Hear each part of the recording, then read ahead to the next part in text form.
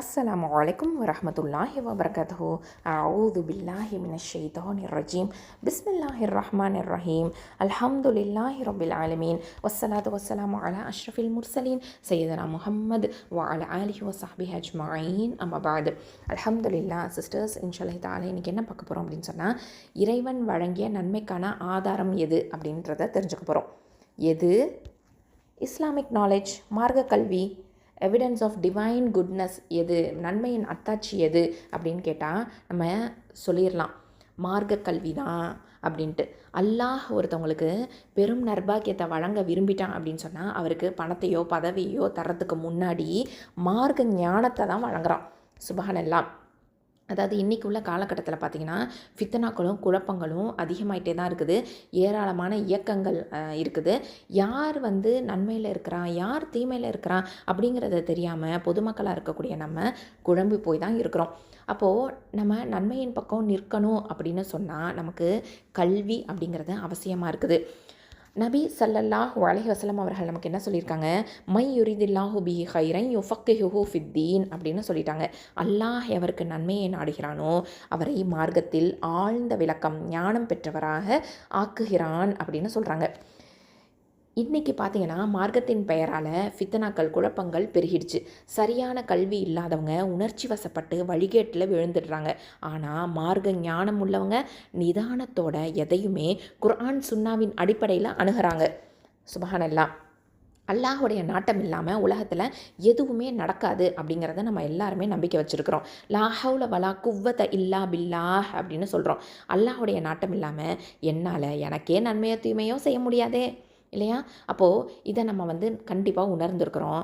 அல்லாஹ் நமக்கு நன்மையை நாடி இருக்கிறான் அப்படிங்கிறதுக்கு ஆதாரமாக எது இருக்குது அப்படின்னு பார்த்திங்கன்னா நம்ம கல்வியை பெற்றிருப்பது தான். இப்போ உள்ள காலகட்டத்தில் இக்கட்டான சூழ்நிலை ஏற்பட்டிருக்குது. எல்லாருமே கல்வியை தேடி கற்பது அப்படிங்கிறது அவசியமாக இருக்குது. நம்ம கல்வியை தேடி கற்றுக்கிட்டோம் அப்படின்னு சொன்னால் அல்லாஹ் நமக்கு நன்மையை நாடுவான் அப்படிங்கிறது இந்த ஹதீஸ்லேருந்து நம்ம தெரிஞ்சுக்கிறோம். சுப்ஹானல்லாஹ். அது மட்டும் இல்லாமல் நமக்கு சொர்க்கத்தின் பாதையை எளிதாக்குது. சொர்க்கத்திற்கான எளிய வழி எது, ஈஸி பாத் டு பேரடைஸ் எது அப்படின்னு பார்த்திங்கன்னா நம்மள ஒவ்வொருத்தருக்குமே சொர்க்கத்துக்காக ஏங்குறோம் இல்லையா? அந்த பயணத்தை எளிதாக்கக்கூடிய ரகசியம் எது அப்படின்னு சொன்னால் அது கல்வியில் தான் இருக்குது. சுப்ஹானல்லாஹ். அதாவது நபி ஸல்லல்லாஹு அலைஹி வஸல்லம் அவர்கள் நமக்கு என்ன சொல்கிறாங்க அப்படின்னு பார்த்திங்கன்னா, மன் சலக்க தரீகன் யல்தமிசு ஃபீஹி இல்மன் சஹலல்லாஹு லஹு பிஹி தரீகன் இலல் ஜன்னதி அப்படின்னு சொல்கிறாங்க. அதாவது யார் கல்வியை தேடி ஒரு பாதையில் நடக்கிறாரோ அவருக்கு சொர்க்கம் செல்லும் பாதையை அல்லாஹ் எளிதாக்குகிறான் அப்படின்னு சொல்கிறாங்க. இன்றைக்கி நம்ம உலக கல்விக்காக பல மைல்கள் பயணப்பட்டு படிக்கிறோம்.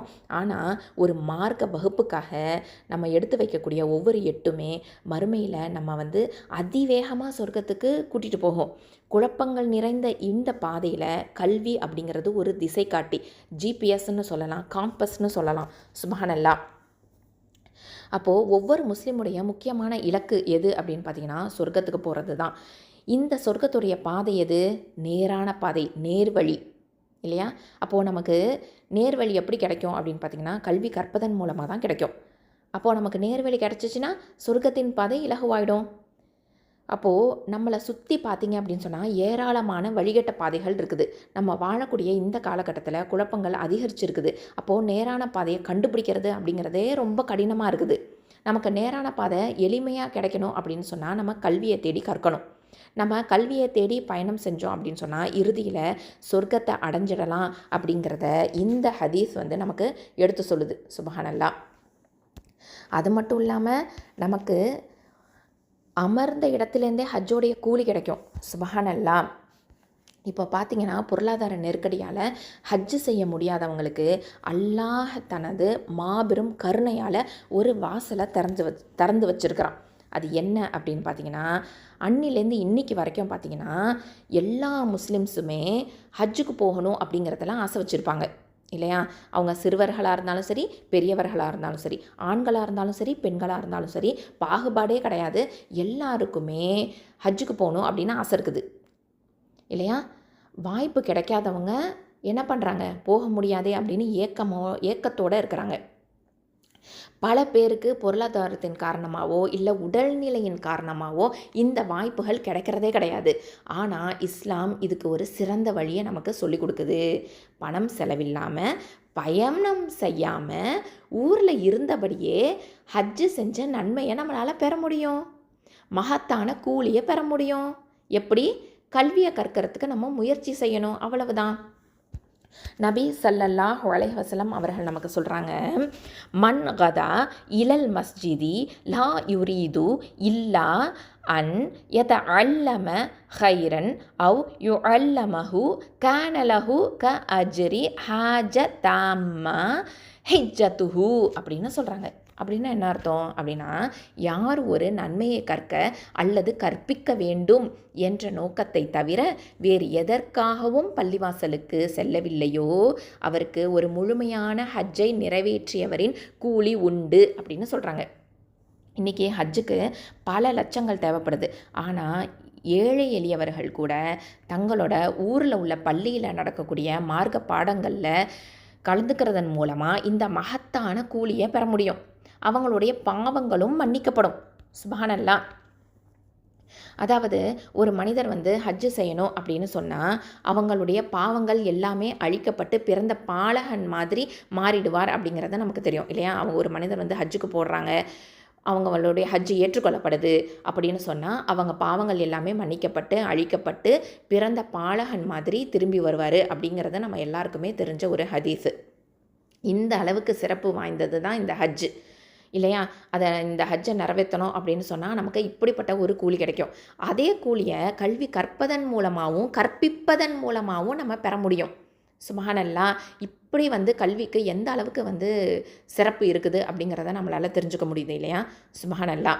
அதே சமயத்தில் இன்னொரு முக்கியமான விஷயத்தையும் நம்ம கவனிக்கணும்.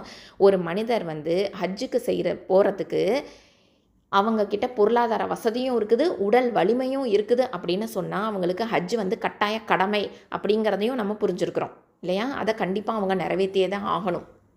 அல்ஹம்துலில்லாஹ். அதுக்கப்புறம் இன்னொரு முக்கியமான விஷயம் என்னன்னு பார்த்தீங்கன்னா, இறந்ததுக்கு பிற்பாடு பயன் தரக்கூடியது தான் இந்த கல்வி அப்படிங்கிறத நமக்கு தெரியும். ஒரு மனிதர் இறந்துட்டாங்க அப்படின்னு சொன்னால், ஆணோ பெண்ணோ இறந்துட்டாங்க அப்படின்னு சொன்னால் அவங்களுடைய குடும்பத்தினர் அவங்கள அடக்கம் செஞ்சுடுவாங்க இல்லையா? அவங்களுடைய செல்வம் பதவி எதுவுமே அவங்களோட வரப்போகிறது கிடையாது. எல்லாமே அவங்கள விட்டு போயிடும். அவங்களுடைய நண்பர்களும் அவங்களுக்கு கை கொடுக்க மாட்டாங்க, உறவினர்கள் கை கொடுக்க மாட்டாங்க. ஆனால் 3 விஷயங்கள் அவங்களுக்கு கடைசி வரைக்கும் வரும், கை கொடுக்கும். எது அப்படின்னு பார்த்தீங்கன்னா, நபி ஸல்லல்லாஹு அலைஹி வஸல்லம் அவர்கள் சொல்கிறாங்க, நிலையான தர்மம், பயன் பெறப்படும் கல்வி, அவனுக்காக பிரார்த்திக்கும் நல்ல குழந்தை அப்படின்னு சொல்கிறாங்க. அல்ஹம்துலில்லாஹ். அப்போது மரணம் அப்படிங்கிறது எல்லாத்தையுமே முடிச்சிடும். ஆனால் கல்வி மரணத்தை தாண்டியும் நமக்கு நன்மைகளை அனுப்பி வைக்கும். சுப்ஹானல்லாஹ். நபி ஸல்லல்லாஹு அலைஹி வஸல்லம் சொல்கிறாங்க, இதா மாத்தல் இன்சானு இன் கதஅ அன்ஹு அமலுஹு இல்லா மின் சலாசத்தின் அப்படின்னு சொல்கிறாங்க. அது எது அப்படின்னு பார்த்தீங்கன்னா, சதகத்தின் ஜாரியா அவ் இல்மின் யுன்தஃபஉ பிஹி அவ் வலதின் சாலிஹின் யதுஉ லஹு. சுப்ஹானல்லாஹ். அப்போது இறந்து விட்டாங்க அப்படின்னு சொன்னால், ஒரு மனிதர் இறந்துட்டாங்க அப்படின்னு சொன்னால் இன் கத்தா, அதாவது எல்லாமே முறிஞ்சிடும், நின்றுடும். அமலுகு, அவனுடைய அமல் மட்டும், அந்த 3 அமல்கள், சலாசத்தின்னா 3 அமல்கள் மட்டும்தான் கூட வரும். இல்மின் யுன்தஃபஉ பிஹி, அதாவது என்னென்னா பயன் பெறப்படும் கல்வி. அது மட்டும் இல்லாமல் என்ன சொல்கிறாங்க அப்படின்னு பார்த்தீங்கன்னா, மனிதன் இறந்துட்டாங்க அப்படின்னு சொன்னால் 3 செயல்களை தவிர மற்றது எல்லாமே நின்று போயிடும். ஒன்று நிலையான தர்மம், சதகத்துல் ஜாரியா, பயன் பெறப்படும் கல்வி, அதாவது இல்மின் யுன்தஃபா பிஹி. அது மட்டும் இல்லாமல் அவனுக்காக பிரார்த்திக்கும் நல்ல குழந்தை. சுப்ஹானல்லாஹ். அதாவது சாலிஹின் யதுஉ லஹு, வலதின் சாலிஹ் அப்படிங்கிறது. அப்போது நம்ம ஒருத்தவங்களுக்கு ஒரு சூறாவையோ இல்லைனா தொழுகை முறையையோ கற்றுக் கொடுத்தோம் அப்படின்னு சொன்னால், நம்மளோட மன்னரை, நம்மளோட கபரில் இருக்கும்போது, நம்ம அங்கே கபரில் இருக்கும்போது நமக்கான அமல்களுடைய கூலி நமக்கு சேர்ந்துக்கிட்டே இருக்கும். இது மரணமில்லாத, அதாவது முதலீடு அப்படின்னு சொல்லலாம், ஒரு இன்வெஸ்ட்மெண்ட்டு தான். சுப்ஹானல்லாஹ். இன்வெஸ்ட்மெண்ட் ஃபார் ஆஹிரா அப்படின்னு சொல்கிறோம். அதாவது இப்படிப்பட்ட ஒரு சிறப்புகளை பெற்றது தான் இந்த கல்வி, கற்பது அப்புறம் கற்பிப்பது அப்படிங்கிறது இல்லையா? நம்ம இதை வந்து கல்வி கற்கிறதுக்கு அதிகமாக நம்ம முயற்சி செஞ்சுக்கிட்டே தான் இருக்கணும். ஆனால் துரதிர்ஷ்டவசமாக என்ன நடந்துகிட்ருக்கு அப்படின்னு பார்த்திங்கன்னா, இஸ்லாமியர்கள் தான் கல்வியிலேயே பின்தங்கி இருக்கக்கூடிய ஒரு நிலைமை இருக்குது. இது கண்டிப்பாக மாறணும் அப்படிங்கிறது நம்ம ஒவ்வொருத்தவங்களுமே வந்து ஸ்டெப் எடுக்கணும் இல்லையா? இஸ்லாம் வந்து இது மாதிரி ஏராளமான இடங்களில் கல்வியோட சிறப்புகளை நமக்கு எடுத்துரைச்சிட்டு தான் இருக்குது. சுப்ஹானல்லாஹ். அப்போ நம்ம ஒருத்தவங்களுக்கு வந்து கல்வி கற்றுக் கொடுக்குறோம் அப்படின்னு சொன்னால், ஒரு அலிஃப் பாத்தா கற்றுக் கொடுத்தாலும் சரி, ஒரு பிஸ்மில்லா சொல்லி கொடுத்தாலும் சரி, ஒரு துவா சொல்லி கொடுத்தாலும் சரி, ஒரு மார்க்க சட்டங்களை சொல்லி கொடுத்தாலும் சரி, தொழுகையோட சட்டங்களை சொல்லி கொடுத்தாலும் சரி, எதுவாக இருந்தாலும் அதை ஃபஸ்ட்டு நம்ம வந்து நடைமுறைப்படுத்துவோம். அதுக்கப்புறம் அதை பிறருக்கும் எடுத்து சொல்லுவோம். அது எடுத்து சொல்லும்போது அவங்களும் அந்த விஷயங்களை செஞ்சாங்க, அந்த அமல்களை செஞ்சாங்க அப்படின்னு சொன்னால் கண்டிப்பாக அதற்கான கூலி நமக்கு வந்துக்கிட்டே தான் இருக்கும். எப்போ வரைக்கும் நம்ம இறந்துட்டா கூட நமக்கு வந்துக்கிட்டே தான் இருக்கும். சுப்ஹானல்லாஹ். இப்போ கல்வி தான் மனிதனை வந்து மற்ற படைப்புகள்லேருந்து வேறுபடுத்தி காமிக்குது. நம்முடைய தகுதிகள் அதிகரிக்கப்படணும் அப்படின்னு சொன்னால் நம்ம கண்டிப்பாக கல்வியை கற்றுக்கணும். கல்வி தான் இறைவனுடைய பரிசுகள்லேயே மிக முக்கியமான பரிசு அப்படிங்கிறத நம்ம தெரிஞ்சுக்கிறோம். அது மட்டும் இல்லாமல் இறைவனுடைய அருட்கொடைகள் இந்த பூமி முழுவதுமே கொட்டி கிடக்குது இல்லையா? இந்த பூமி முழுவதுமே கொட்டி கிடக்குது. அதில் மிக முக்கியமானது எது அப்படின்னு பார்த்திங்கன்னா, கல்வி அப்படிங்கிற அருட்கொடை தான். முதல் மனிதரை பாவத்திலேருந்து தள்ளி சொர்க்கத்திலேருந்து வெளியேற்றிய இந்த கெட்ட குணம் அப்படிங்கிறது இந்த பேராசை இல்லையா? முதல் மனிதரையே பாவத்தில் தள்ளிச்சு, சொர்க்கத்திலேருந்து வெளியேற்றிச்சு. அந்த ஒரு கெட்ட குணம் எது அப்படின்னு பார்த்திங்கன்னா பேராசை தான். ஆனால் கல்வி கற்கிறதுக்கும் தான தர்மம் செய்கிறதுக்கும் இறைவன் வந்து இந்த பேராசையோடு இரு அப்படின்னு நமக்கு அனுமதிக்கிறான். சுப்ஹானல்லாஹ். நம்ம வந்து நன்மையின் பக்கம் நிற்கிறோமோ இல்லைனா தீமையின் பக்கம் நிற்கிறோமா அப்படிங்கிறத நமக்கு சுட்டி காட்டக்கூடியது எது அப்படின்னு பார்த்திங்கன்னா, அதுக்கு ஆதாரமாக இருக்கக்கூடியது எது அப்படின்னு பார்த்திங்கன்னா, நம்ம மார்க்கத்தில் விளக்கம் பெறது தான் இறைவன் வந்து சொல்லியிருக்கிறான் இல்லையா? சுப்ஹானல்லாஹ். நம்ம எல்லாருமே சொர்க்கத்துக்குரிய பாதையில் தான் பயணிக்கணும் அப்படின்னு ஆசைப்பட்டுட்டு இருக்கிறோம். அப்போது கல்வியை நம்ம கற்றுக்கணும், பிறருக்கும் அதை கற்றுக் கொடுக்கணும். கல்வி அப்படிங்கிறது ஒரு ஆறு மாதிரி. நம்ம வந்து சொர்க்கம் அப்படிங்கிறது ஒரு கடல் மாதிரி அப்படின்னு சொன்னால், இந்த கடலுக்கு கொண்டு போய் சேர்க்கக்கூடியது எது? இந்த கல்வி அப்படிங்கிற ஆறு தான். சுப்ஹானல்லாஹ். அது மட்டும் இல்லாமல் நமக்கு ஹஜ்ஜு செய்த நன்மையையும் கல்வி தான் பெற்றுத்தருது. நம்ம இறந்ததுக்கு பிற்பாடும் நமக்கு பயன் தரக்கூடியது தான் இந்த கல்வி. சுப்ஹானல்லாஹ். இத்தனை விஷயங்களை நம்ம வந்து புரிஞ்சிருக்கிறோம். அல்ஹம்துலில்லாஹ். அப்போது கல்வி அப்படிங்கிறது வெறும் தகவல் மட்டும் கிடையாது. அது நம்ம வாழ்க்கையை மாற்றக்கூடிய ஒரு ஒளி, லைட் அப்படின்னு சொல்லுவோம், நூர் அப்படின்னு சொல்லுவோம். நம்ம வந்து நம்ம கற்ற கல்வியை பிறருக்கும் கற்றுக் கொடுக்கறதன் மூலமாக நம்ம நன்மையோடைய சங்கிலியை உருவாக்க முடியும் இல்லையா? சுப்ஹானல்லாஹ். அந்த அளவுக்கு வந்து நம்ம வந்து என்ன பண்ணுறோம் அப்படின்னு பார்த்திங்கன்னா, பயனுள்ள கல்வியை வந்து நமக்கு நம்மளும் கற்றுக்கிட்டு பிறருக்கும் கற்றுக் கொடுக்கணும் அப்படிங்கிறதுல நம்ம ஆர்வமாக இருக்கிறோம். அல்ஹம்துலில்லாஹ். ஸோ இப்படிப்பட்ட ஒரு செயலை தான் நம்ம வந்து செய்யணும் அப்படிங்கிறதுல நம்ம உறுதியாகவும் இருக்கிறோம். அல்ஹம்துலில்லாஹ். அப்போது நம்ம இந்த கல்வி அப்படிங்கிறதன் மூலமாக நம்ம வந்து எதெல்லாம் தெரிஞ்சுக்கிறோம் அப்படின்னு பார்த்திங்கன்னா, கல்வி அப்படிங்கிறது தகுதியின் அடையாளமாக இருக்குது. கல்வி ஒரு மனிதனை வந்து மற்ற படைப்புகள்லேருந்து உயர்த்தி வச்சுருக்குது. மனிதனுடைய தகுதியை வந்து இறைவனிடத்தில் அதிகப்படுத்தக்கூடியதாக இருக்குது. அது மட்டும் இல்லாமல் கல்வி அப்படிங்கிறது ஒரு பாதுகாப்பு அரணாக இருக்குது. குழப்பங்கள் நிறைந்த இந்த காலத்தில் கல்வி தான் நம்ம வந்து வழிகேட்டிலேருந்து பாதுகாக்கக்கூடிய ஒரு கேடயமாகவும் இருக்குது. அது மட்டும் இல்லாமல் கல்வி தான் இறைவனுடைய பரிசாக இருக்குது. கல்வி அப்படிங்கிறது கோடிக்கணக்கான செல்வங்களை விட மேலான இறைவனுடைய மிக முக்கியமான அருட்கொடையாக இருக்குது. அது மட்டும் இல்லை, கல்வி அப்படிங்கிறது நம்மளுடைய சுய முன்னேற்றத்துக்கான ஒரு பாதையாக இருக்குது. முறையான கல்வியை பெறதன் மூலமாக நம்முடைய வணக்க வழிபாடுகளை, உதாரணமாக தொழுகையாக இருக்கட்டும், ஜனாசாவுக்கு ஓதக்கூடிய துவாக்களாக இருக்கட்டும், சரியான முறையில் நம்மளால் நிறைவேற்ற முடியும். அது மட்டும் இல்லை, நமக்கு நிரந்தர பயன் தரக்கூடியது தான் இந்த கல்வி.